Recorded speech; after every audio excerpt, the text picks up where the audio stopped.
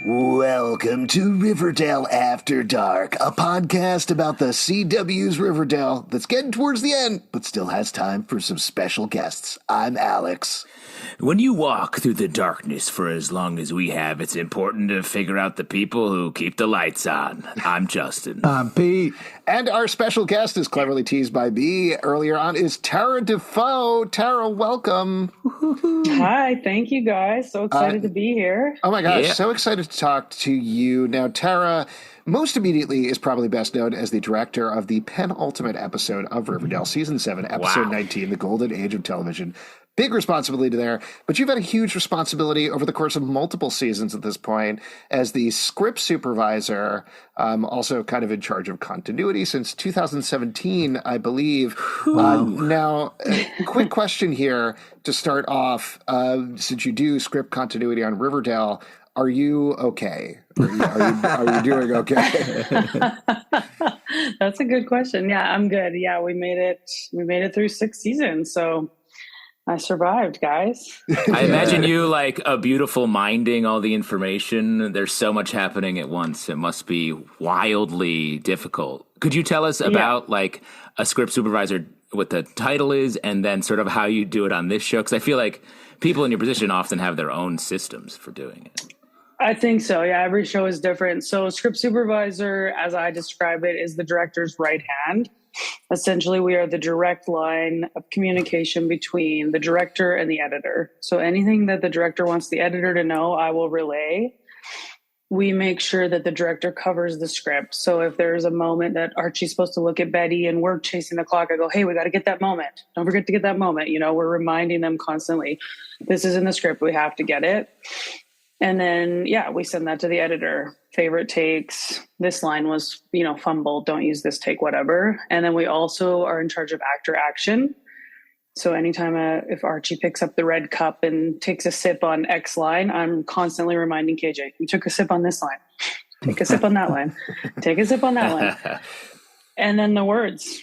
The precious words, Roberto he's a genius and he's a playwright and he loves the words. And so I'm reminding them all the time, this is the line, this is what has to be said. And so that's kind of the general overview of the script supervisor. Now, are you dealing with the general continuity as well? Like, you're obviously doing inside the episode, but are you doing between multiple episodes at the same time? Yeah. So we, in the first few seasons before COVID, I alternated with another script supervisor. So we kind of had a running document of like what was going on in the bigger world of continuity. Like, should Archie still have a scar or whatever, that kind of stuff. We were always trying to track together. As far as on set stuff, we're only in charge of actor action. So like if set deck decides they're going to change a photo on the wall, we're not like looking back at past photos and saying like last episode she didn't have that photo, or like that. It's just would be way too much for one person. So that's set deck's job, and props has their thing and hair and makeup has their things, and we kind of work together. But anything an actor touches, moves, takes an article of clothing off, we're there for the actor. And then the overall story, we just try to help with the writers, the directors, and the other script supervisor to keep track of the whole universe. Okay, so it's not your responsibility that, say, FP was 48, 50, and 52 all at the same time? We bring these things up as we track them, and it's decided by someone much higher than me if it's okay, and we just do our best in those instances. But I know those things have happened. I gotta say, I love them. Like, legitimately, I feel like they are a feature of the show, not a bug. The fact that it is this place out of time. So, all joking, I think it's great. Pete, you were gonna ask a question? And I think it happens all the time. Yeah. No, sorry. Yeah, it happens on all shows. Like, So we just follow the trend. We love Riverdale. We also love how fast-paced and insane it is. Seeing these scripts before the magic happens, what is your favorite moment, or like, oh my God, I can't believe we did that? Like, was it maybe when he was attacked by a bear, the floating babies, Mothman? Some suggestions. Like, what was your, some suggestions for your answer. Yeah, like what was your like, oh my God, I can't believe this is my job moment, or one of your favorites from the show? It's funny, like everyone has one of these and we talk about them on set all the time. And like we listen to your guys' podcast on set as well sometimes. Oh my God. Wow, shouts. Thank you. Which is fun because you guys end up saying things that we've talked about in prep. Like, wait, this one, whatever. And so we're having these things. But one thing for me that was a huge moment where I'm like, I can't believe this is happening. And it's so small and no one ever thinks of it, is when Betty disarmed the bomb with her bobby pin. Oh, yeah. I always come back to that. I'm like, this is one of the craziest things we've done, but it's actually not. But it always stuck out as we're shooting. I'm like, wait, this high school student has just like pushed past all these FBI agents. It's like, I got it. And I'm like, oh my God, what are we doing? But yeah, makes me laugh. It's awesome. So funny. I feel like that's all of our experience watching Riverdale. Every fan, where you pop your head out into real reality for a second. You're like, wait, FBI team? And those moments are, most shows when you like sort of come out of it, it's like, oh, we want you to stay in it. I think it like Alex was saying, it's such a feature in Riverdale to pop up and be like, this is as crazy as we say it is. Yeah, and we can laugh about it. And so can Roberto. Like we're all doing the same thing, but we enjoy it just the same. Like we watch the episodes every week at work because we get it every week in Canada on Netflix. So we'll shoot it, it'll air, and then we'll watch it all together on set. And I'm like, wait, we shot that. That's awesome. Well, speaking of which, you over the seasons have moved from script supervisor, to occasionally directing. You directed 2 episodes last season, Death of the Funeral and Blue Collar. And as we mentioned, you got the responsibility of directing the penultimate episode here. What was that experience like? When you found out you were going to be doing the second to last episode? That was wild because I wasn't actually supposed to do it. I was supposed to do 18. That was because Roberto, as you know, directed the finale, and I was always meant to be with him to support him for the finale, and I wanted to be with him. Like we've gone through this journey together for 6 seasons. So they were like, hey, you got to do 18 so you can be back for 20. But then out of nowhere, we had cast availability stuff. The order switched, and they're like, you're doing the penultimate. And I was like, oh, shit. But then when I read 18 and I read 19, I was like, it was meant to be. Like 19, as you guys know, is so emotional. And oh my God, is it? Just reading it for the first time, I was in tears, and I was like, this is the episode I was meant to direct. I've been with these kids for so long. It means so much to them. It means so much to me to not have a guest doing it and to be able to have these moments with them and go through the emotions with them, like authentically, felt really, really, really special. That's so, because I feel like watching it, you feel the care that is taken with, it's such a like, I'm making this up, but like a gentle eye on the characters as like getting to that episode. And it also feels like, and I guess this is just a straight up compliment, it looks way better than episodes before. Was there more money, more sets? Did you have more time? Like that episode is beautifully made. I listened to your guys' review on the episode and I was in tears because that is a huge compliment. And no, we didn't have more time. We had less time. Wow. That's unbelievable. It feels so like meticulously made in a show that feels like it's always up against the clock because of the nature of this, the vast, like what you bite off each episode is so big in Riverdale. But this episode feels like it really had more. I don't know. That's even more amazing that you had less. Thank you. Yeah. I shouldn't say less. I had the normal, but we had been getting to this point where we were shooting things in like 10 days with a couple splinter units. And I actually just shot it in 9 days, minus 2 scenes, So, but it was, it was tight. Like I could tell you we could talk for hours about, I'll tell you quickly, scene in the auditorium where they watched all their memories. Oh yeah. The Weatherby speech and Jughead and Tabitha's kiss was all the same day. What? Wow. And it was wild, like just running around like crazy people. And, you know, sometimes that's how magic happens though. You got to think on the fly and push yourself, you know, to these limits where you didn't think you could push yourself. So we were truly up against it in fine Riverdale fashion, but I'm really happy with how it turned out. So I have a very granular question. How far away are those sets? Were you literally like cut and then sprinting to the next one that was already ready for you? Yeah, that was an especially intense day because not only on top of those 3 big emotional scenes, we also did the finale table read. Oh my God. Now you're asking for the emotional ringer. That's over insane. lunch.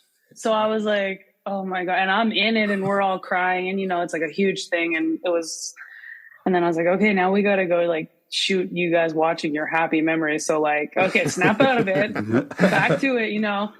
But yeah, they're very close together. They truly are close together. The outside of the theater is literally right outside of that set. And then the school gym is right next door. So we were just kind of running around and go set up this. We'll finish shooting that. You know, it's how it goes. Go ahead, Pete. I was just going to say, speaking of all these emotions, like what was like, you know, anytime Archie talks about his dad, I'm bawling my eyes out. What was some of the lines that really got you or some of the moments that you really got choked up? In this episode, there's 3 big moments. The Betty scene when she's looking in the mirror. You know, me and Lily had a real moment talking about that scene. And we had also just shot the her and Alice scene on the bed. And so that was high emotion. So that was a huge one for me. And then Reggie getting help from Archie on the front porch. Anytime Charles is, I'm like, oh, I can't handle this. You know, he was so in it and it felt like a real goodbye for him and Archie in that scene. And when Cole Jughead typed "Goodbye Riverdale," the whole kind of set went quiet and Cole had tears and I sat beside him and we both kind of had tears together and I was like, oh my God, it's really coming to an end. Like it was just one of those gut punch and no one kind of talked in pops for like 5 minutes. The whole crew just kind of stopped and sat with it. And I was like, oh my God. And we still have to shoot 18 after this. It's weird. So you did them in reverse kind of, right? Like you did 19, then 18. That's wild. Yeah. Wow. I actually did 19, 17 and then 20. Oh my God. Oh, wow. Yeah. It was a bit weird. I mean, shout out to all of you and also shout out to the actors for jumping around emotionally like that. That's rough. I did want to ask you. But it also sounds like it's sort of one emotion that's like just turned up a little bit and down each different day. It kind of worked, yeah. I do want to ask you more about some of those moments, but I do want to ask you a general question first, because obviously this was shot during the writer's strike, so you don't have the writers on set. You do have the words are set in the script. Given that you had directed before, you had directed episodes with presumably the writers on set and available. Yeah. What were the challenges there? And I say this to frame this up for our listening audience who is still wondering about the strike and how it's affecting things and how it affects things on set. Yeah, that was tricky. As the script supervisor, I always had a really close relationship with all the writers because I'm working with them to help maintain that integrity of the words and the continuity. So not having them was not only harder professionally, but it was like a bummer. Like, these are my friends. And it's not like we're coming back. This was an ending for them too, that they just didn't get to see through. So that was a really hard part, but also, as the director, I kind of look back to them like, you feeling good? Is this what you had in mind? You know, this is working. You didn't have that kind of other voice there, just, you know, giving you a head nod. And also if the actors or myself had a question about a line, there's no one there to change it for us. You know, we couldn't make those changes. So we really had to work with what we had, figure it out, you know, for ourselves and just make it work. So it was challenging in that we didn't have them to, you know, talk some of the beats out. And what did you have in mind when you wrote this kind of thing? So, well, let's talk about some of the specific moments. I actually want to start with the end of the episode. You mentioned how it was quiet on set with Cole, but I was so struck by that little intake of breath that he has in the scene. Where did that come from? Was that something that you experimented with? Was that just the first take and it worked? No, that we kind of built up to that. We did a version where he was just kind of trying to get through it and it was really emotional. And then we got to this place where I said, I want you to try a version where you just take it all in and then be okay with it, that you're kind of passing the torch. And when I said that to him, he was like, okay. And that's when he kind of did that nice moment where he looked around the diner. He was very sad, but he was like, okay, everything's going to be okay. And he took that deep breath. And I was actually standing there with the DP and I was like, oh my God. That's the one. And he did that. And we called cut and Cole kind of had a moment and he started tearing up and I sat beside him and like, we got it. And he was like, yeah, we got it. And I was like, okay, cool. Yeah, that's great. And that was that. Yeah. You had also mentioned the scene of Betty in the mirror, which is another very emotional one. What was it like coaching her through that thing particularly? And was there any reticence about bringing back the palms and the hands or anything like that? Because that's such a palpable part of the show. Yeah, that was that was a challenging scene because there's not she is just kind of reflecting on the past memories, the past adventures. And she's so good. Like Lily is so good. I'm such a huge fan of Lily's. And I actually just said to her, I said, sometimes I don't know what to say to you because you're so good and you just get it. Wow. And we both just kind of looked at each other and we were both tearing up. And then she was like, roll the camera. And I was like, roll the camera. This is it. We were just having that moment.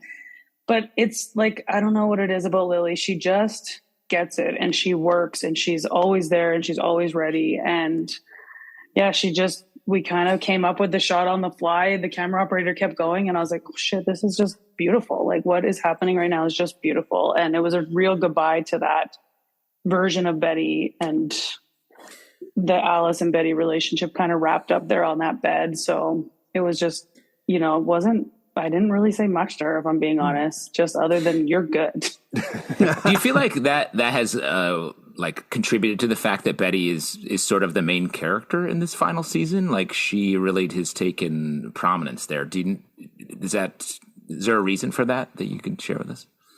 Not that I know of like firsthand, but I wouldn't be surprised. I mean, Lily just has this it factor. I've always said that about her from, since season 2, since I've been around. She just kind of brings, you can say almost anything to her, like challenge them more. And she comes to this new place and I'm like, damn, like I was like wanting this little tweak and all of a sudden she's in this new space. And I'm like, she just has this it factor that's kind of next level, I mean, to take it one step further, we were talking a lot about the Alice Betty / Major Namek Lily Reinhart relationship on the last podcast, just because that scene on the bed is so special. You've also got that hilarious scene of Alice being like, oh, what book is this? Oh, what do you think it is about those two actresses in particular that works so well that the show has continued to lean on it over the course of 7 seasons?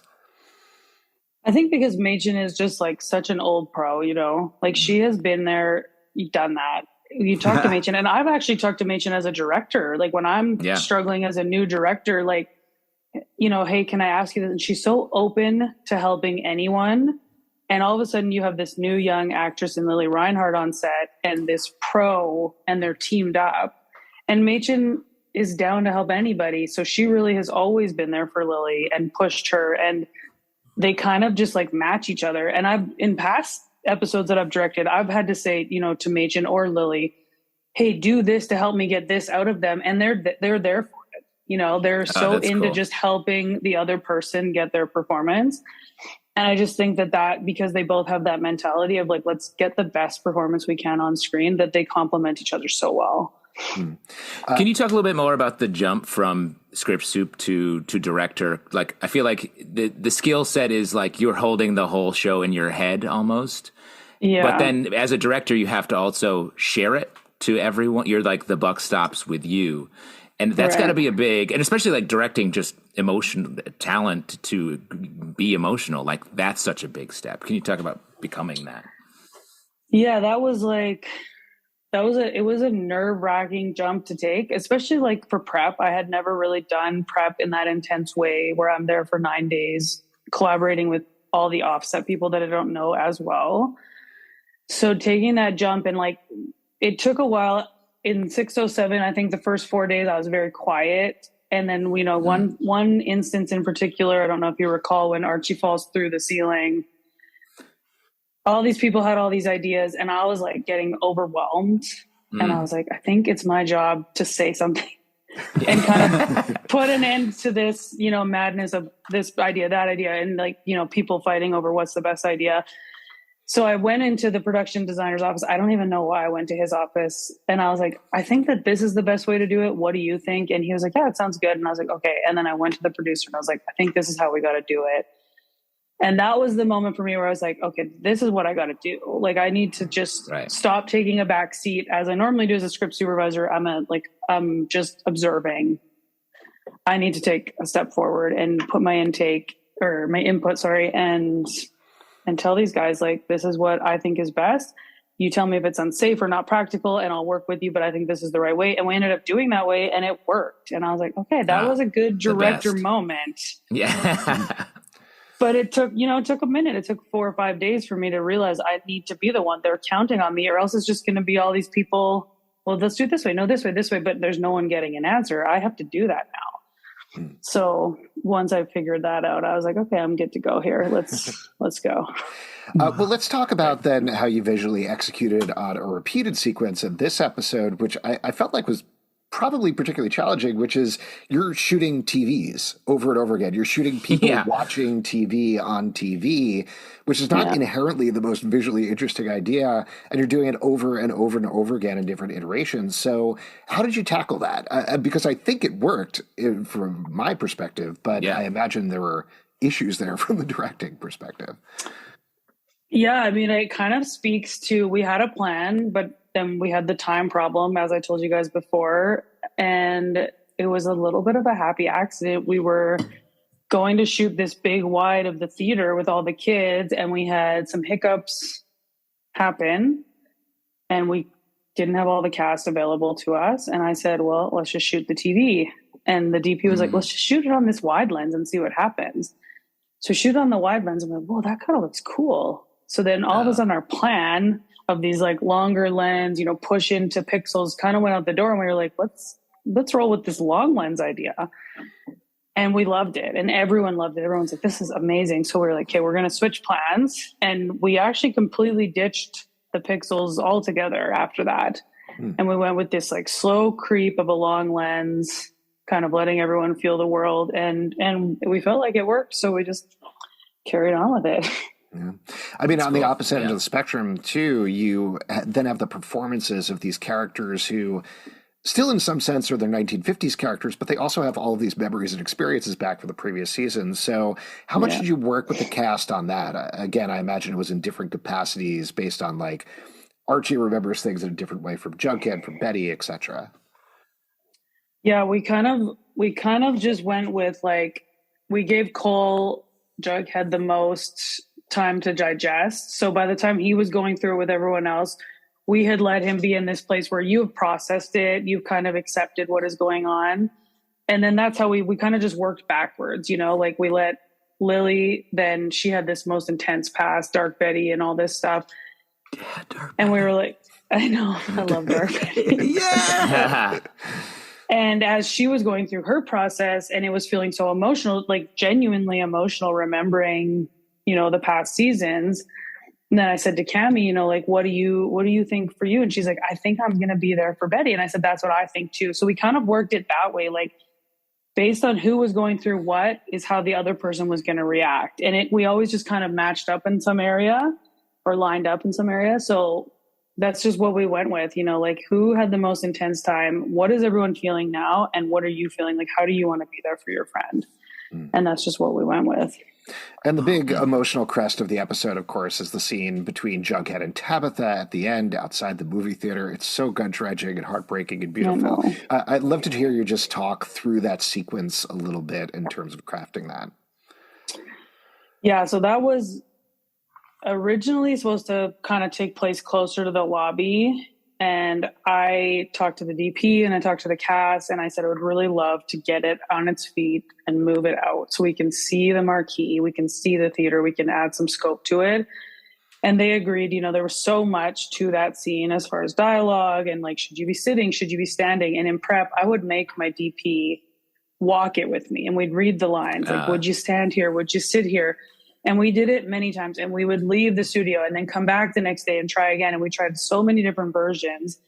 And when we kind of landed on a place that was like in between the sitting, the standing, the table, the no table, the chair, we just kind of presented that to the cast and said, this is what we had in mind. This is what we did when we, read the scene and how we felt. Let's read it. And that scene took a long time to read through. Normally a blocking can take 15, 20 minutes. I think we took almost an hour just to get it right. Wow. I said, this, like you guys said, it's a huge scene, big, big, big moment in the episode. We had to get it right. So we let them walk it many times. They tried it sitting, tried it standing, tried it, right outside the door. And when we got to this place that had some movement, had some levels, and it felt like it was working, turned them the other way to see the marquee behind them, kind of all fell into place, but it just took a lot of extra time. Yeah. And you also have all this exposition that Aaron Westbrook has to drop in there in multiple scenes, mind you. But how do you talk an actor through something like that when they have to be like, no, the time bubble that we were in still exists, but also this other thing and this other thing? Well, I mean, fortunately, she's used to it. She's done it. I was going to say, that's sort of her thing. Yeah. Yeah. She did it in episode, I think, 1 or 2 or something, like early on in the season. And she had done it previously. And so I said to her, you have a lot to say. You have a lot to get out. But you are their guardian. You have to make sure that they're going to be okay. And Erin is amazing. As you guys know, she really, really just delivers all the time. And she said, I just need more than one take. And I said, you got it. Because we're always running, there's not a lot of time. And I was like, don't worry, we'll make sure you have more than one take. And that final kiss from Jughead and Tabitha, I took that as a visual callback to their kiss at the end of episode 1. Is that correct? Yes, absolutely. Okay. Yeah, I called the director and former DP, Ron, and I said, listen, this is how I read it. I feel like they should be similar. Like, what do you think? I don't want you to think I'm ripping you off or anything. And he's like, absolutely not. No, that's what it is. I said, great. We'll put our own flair on it, but we wanted to have a similar vibe. And he said, yeah, absolutely. So he was on board with it. Awesome. I love the way the scene builds. Like you're talking about through the exposition, I feel like Tabitha, Aaron is like just sort of putting a little emotion and really creeping it up. I love that. She asked for a couple takes because that's just from an acting perspective is such a hard parceling out of that to nail it where the emotion's the biggest when you need it to be. Well, and that's it. And they were actually saying goodbye. Like that was close to the end for her on the show. We got to show wrap her, and she was going to say goodbye to Cole and Jughead, and they had a real special relationship on screen and off screen. So, giving them time to process their real emotions, but also then, letting Tabitha have her moment was really important to her and to me. And I know for Roberto too. So just making sure she had her time, and yeah, she did it. I thought she nailed it. Now we are, to jump ahead a little bit, we are on the cusp of the world being able to see the final ever episode of Riverdale, which you were on set for. What was the feeling like on set for you, for everybody else, going into this final episode? It was emotional, honestly. It was a lot, having that time with Roberto. Like I've known him for so long. But he's the genius guy in LA who sends us these scripts and his ideas, and they're elaborate and sophisticated. And he's here every now and then, but then having him next to me and feeling what he was feeling and what I was feeling, having gone through not only life, but this whole show together was just heavy. It was, it's really hard to explain, but as each day got closer to the end, it was just this heaviness. And what are we going to do when we can't walk the halls of Riverdale anymore? And what are we going to do when we can't, hang out in El Royale or all of these places that we've been for so long? And yeah, it was just a lot of tears every day. The amount of tears you're talking about, I'm worried about everyone's hydration level. Is it all right? Is everyone feeling all right? It feels like there's a lot of hot salt coming down everyone's faces. Yeah, we're feeling, we've had time to process now, but at that time, it was there were some days I was like, are we going to be okay? Like, we're going to get through this. Yeah, it was tough. And just to give a little bit of a tease here, every single person who watches Riverdale, every shipper, everything, they're all going to be very happy at the end of the day. Just come away and be like, sounds good to me, right? Yeah, sounds good to me. I'm excited to see it. I love the script, honestly. I think you guys are going to be pleased. Awesome. All right. Oh, boy. It's, yeah, it's good. Yeah. And, that was cryptic. That was very cryptic. Pause. There's a pause there. What's next for you, I'm Tara? excited to hear your review. Sorry? Yeah. No. What's next for you, Tara? What are you working on next, or are you just taking some time and figuring out the next thing? I mean, I'm taking some time right now because of the strike. I'm doing some writing of my own. I got some stuff. Yeah, I got some stuff maybe happening with my writing partner. So, we'll see. With the strike happening right now, it's actually just a good excuse to take a breather and sit back and relax and wait and see what, all comes of this. But, hoping to just continue to direct more and collaborate, and we'll see what happens. Awesome. Tara, congratulations on the episode. It really is fantastic and beautifully done. So and good. Congratulations on finishing the run as well to all of you. Also, thank you so much. Like, the whole cast and crew killed it for the whole show, and we're so happy to be able to talk to you, but also go on this insane ride with all of you guys. So thank you for all your hard work and everything you guys did. And keeping the drinks in their right hands, because, they're picking up with the left hand, and all of a sudden I'm losing interest. Me too. I don't even want to hear about it. I just want to try something different. No, not today. No. You're not. No. It's the right hand all day. No, thank you guys. It's been a pleasure listening to you. We've been listening on set, and it's been really fun. Oh my God. That's so funny to imagine that. That's the first time, at least I've heard of it. I'm going to just listen back to every episode we did, and they said you were apologizing for several things.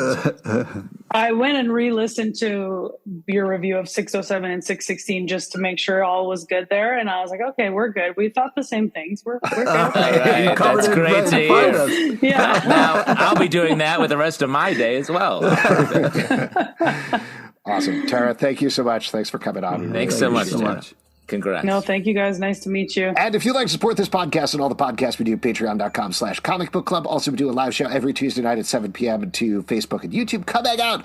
We would love to chat with you about Riverdale. Apple, Spotify, or the app of your choice to subscribe, listen, and follow the show. At Riverdale Dark on Twitter, Riverdale After on Instagram, Riverdale After Dark on Facebook, comicbookclublive.com for this podcast and many more. We got one more to go, folks. So until next time, we'll see you after dark.